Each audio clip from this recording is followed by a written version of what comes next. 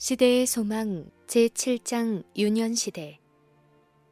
예수께서는 유년과 청소년 시대를 한 작은 산촌에서 보내셨다. 이 세상에서 그분의 임재하심으로 말미암아 영화롭게 되지 않을 장소는 하나도 없었다. 왕궁에서라도 그분을 손님으로 영접하는 것을 특권으로 여겼을 것이다. 그러나 그는 부유한 가정이나 왕궁이나 유명한 학자의 저택을 지나치시고 궁벽하고 천시받는 나사렛을 거처로 삼으셨다.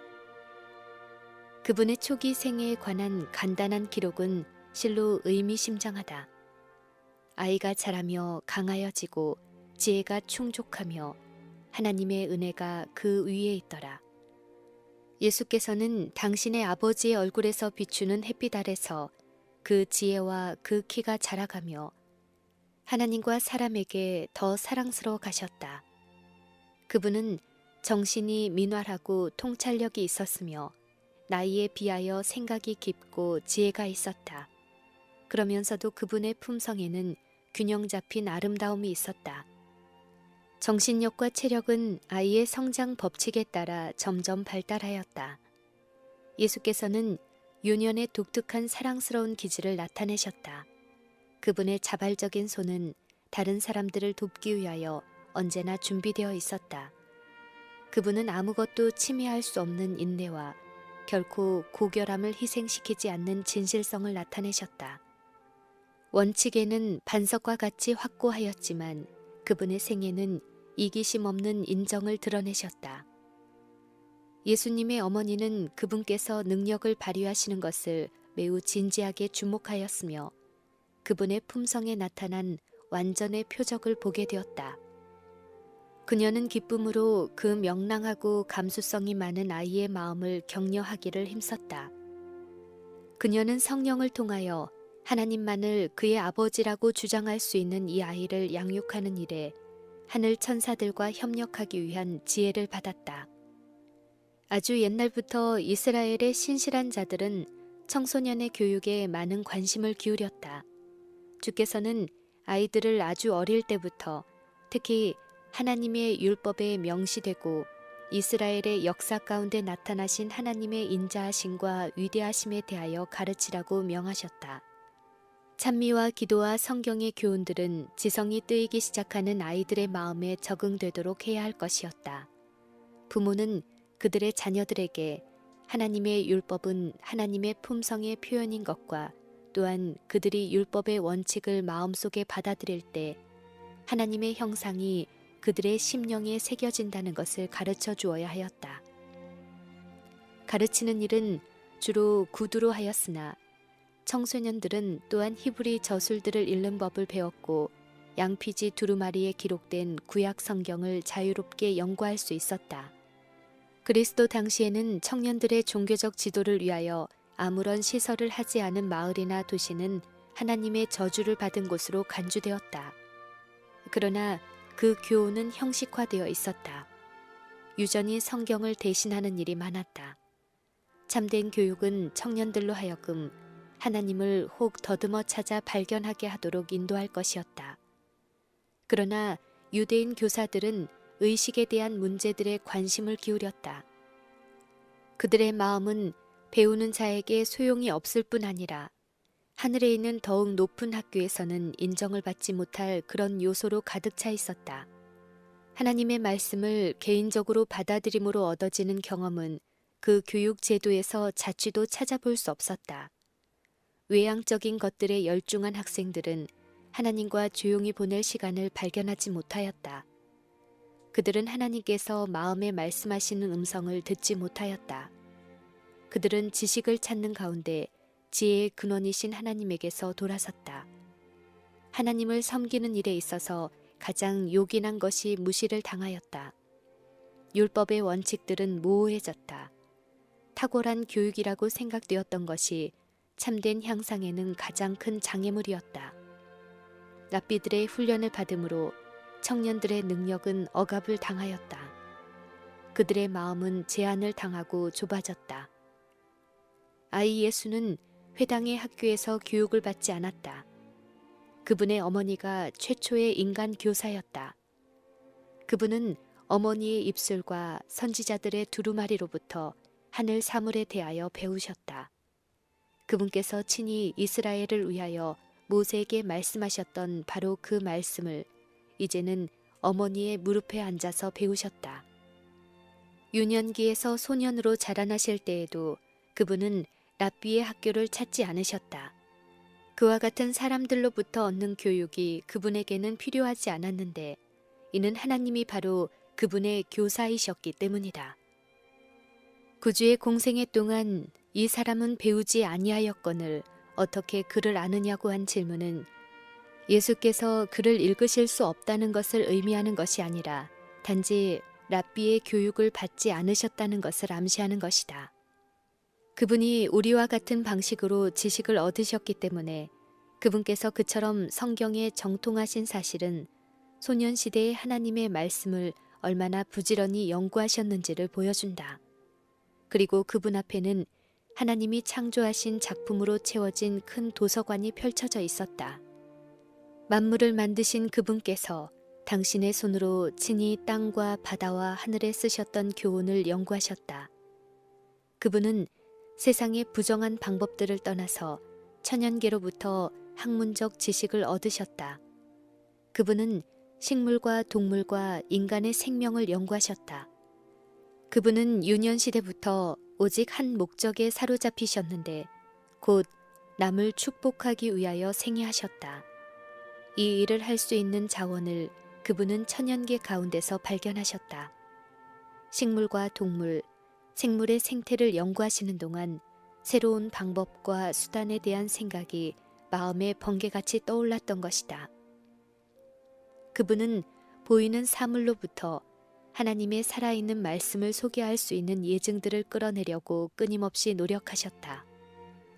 공생애 동안 비유를 들어서 진리의 교훈을 가르치기를 좋아하신 것을 보면 그분은 천연계의 감화에 대하여 얼마나 마음문을 열어놓으셨으며 일상생활의 환경으로부터 영적 교훈을 어떻게 취하셨는지를 알게 된다.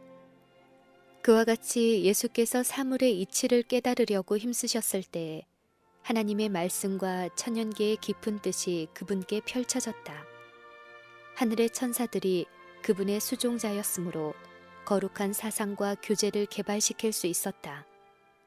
지성의 눈이 처음 뜨일 때부터 그분은 영적 은혜와 진리를 아는 지식 가운데서 끊임없이 자라나셨다. 어떤 아이든지 예수께서 지식을 얻으셨던 것처럼 지식을 얻을 수 있다.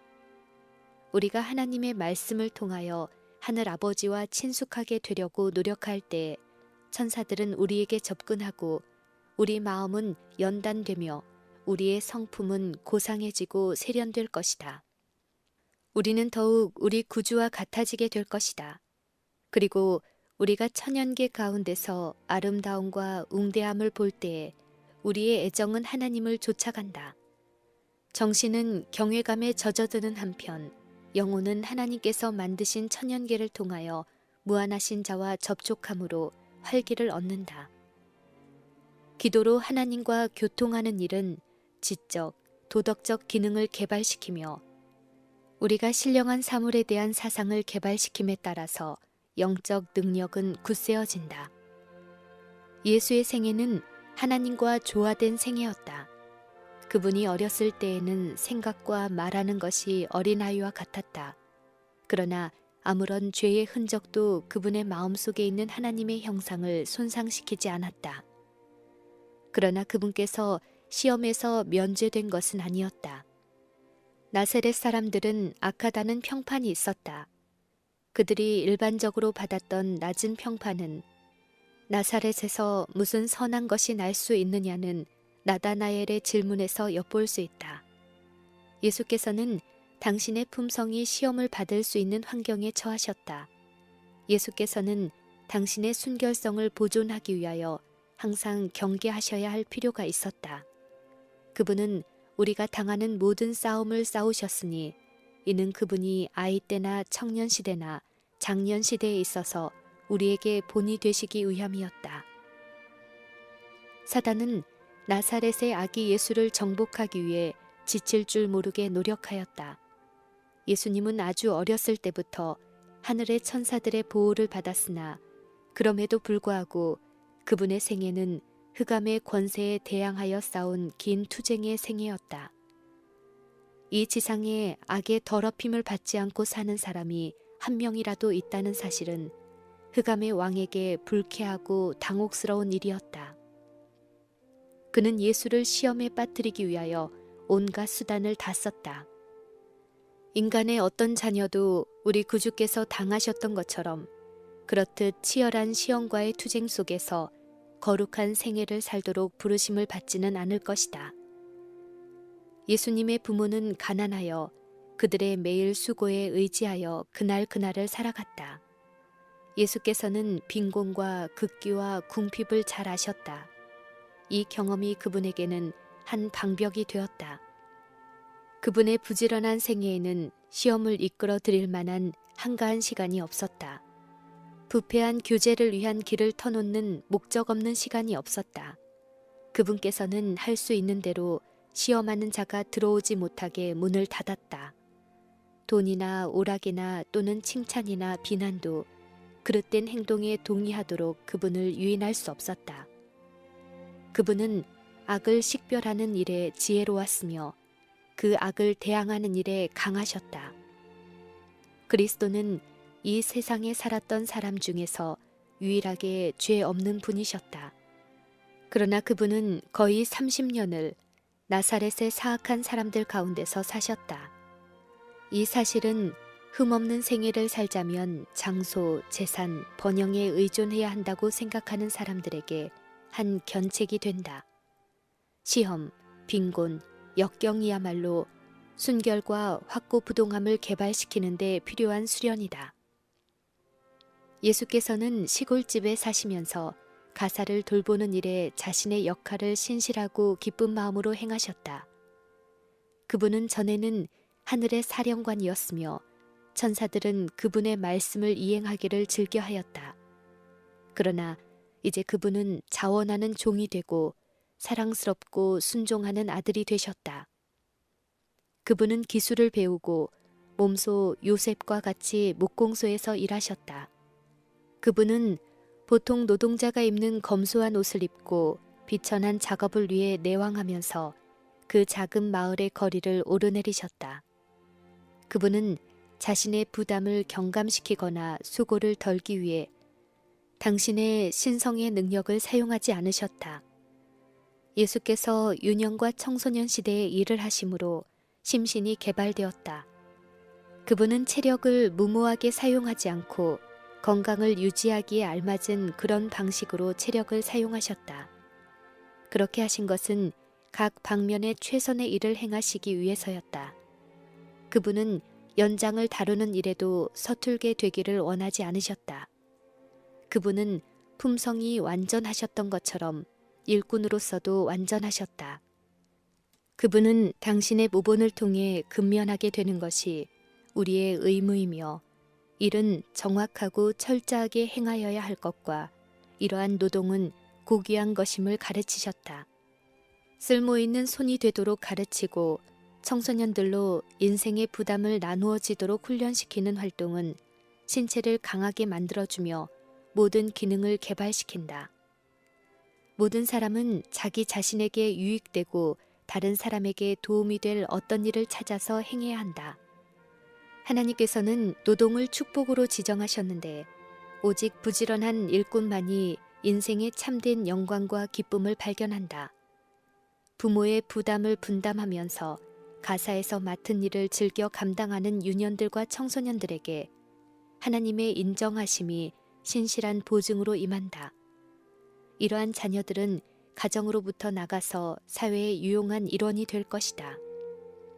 예수께서는 지상생애 동안에 언제나 열심으로 일하셨다. 그분은 많은 것을 기대하셨으므로 많은 것을 시도하셨다. 공생애에 들어가신 후에 그분은 때가 아직 낮음에 나를 보내신 이의 일을 우리가 하여야 하리라.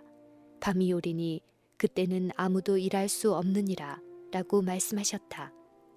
예수께서는 자기를 따른다고 자칭하는 많은 사람들이 그러하듯이 수고와 책임을 회피하지 않으셨다. 많은 사람이 연약하고 일에 능숙하지 못한 까닭은 이러한 훈련을 회피하려고 하기 때문이다. 비록 그들이 귀하고 사랑스러운 특성을 가지고 있을지라도 난관에 봉착하거나 공경을 극복하여야 할 때에 무기력하고 거의 무익하여진다. 그리스도께서 나타내신 과단성과 활력, 품성의 견고함과 능력은 그분께서 견디신 것과 같은 훈련을 통하여 우리에게서도 개발되어야 한다. 예수께서 받으셨던 은혜는 우리를 위한 것이다. 구주께서 사람들 가운데 생애하시는 동안 그분은 가난한 자의 처지를 맛보셨다. 그분은 경험을 통하여 가난한 자의 근심과 고난을 잘 아셨으므로 모든 비천한 일꾼들을 위로하고 격려하실 수 있으셨다. 예수의 생애의 교훈에 대한 참된 개념을 가진 자들은 결단코 계급의 차별이 있어야 한다거나 부자는 유덕한 가난한 자보다 더 존경을 받아야 한다고 생각하지 않을 것이다. 예수께서는 당신의 일을 즐겁고 재치 있게 행하셨다. 성경의 종교를 가정생활과 일터에서 실천하고 세상의 사업에 힘을 기울이면서도 오직 일편단심 하나님의 영광만을 염두에 두는 것은 많은 인내와 영성이 요구되는 것이다. 그리스도께서 돕는 자가 되신 것은 바로 이러한 환경에 있을 때이다. 그분은 결코 하늘 사물을 생각할 시간이 없을 만큼 세상의 관심사에 몰두하지 않으셨다. 그분은 자주 시와 하늘의 노래를 부름으로 마음속에 있는 기쁨을 표현하셨다. 나사렛의 동민들은 그분이 음성을 높여서 하나님께 찬송과 감사를 올리는 소리를 자주 들었다. 그분은 노래로서 하늘과의 교통을 유지하셨다. 그분의 동료들은 일로 피곤하다고 불평할 때 그분의 입술에서 흘러나오는 감미로운 멜로디로 원기를 얻었다. 그분의 찬미 소리는 악한 천사들을 쫓아버리고 향연처럼 그 장소를 향기로 채우는 듯하였다. 그분의 노랫소리에 귀를 기울인 자들의 마음은 그들의 지상의 나그네 생활에서 떠나 하늘 본향으로 이끌려갔다. 예수님은 세상을 치유하시는 은혜의 셈이셨다. 나사렛에서 은둔 생애를 하신 온 기간에 그분의 생애에서는 동정과 친절의 조수가 흘러나왔다. 연로한 자나 슬퍼하는 자나 죄짐을 진 자나 순진한 기쁨 속에서 즐겨 노는 어린이나 숲속의 작은 피조물들이나 무거운 짐을 실은 참을성 있는 짐승들을 물어나고 모두 그분이 계심으로 더 행복해졌다.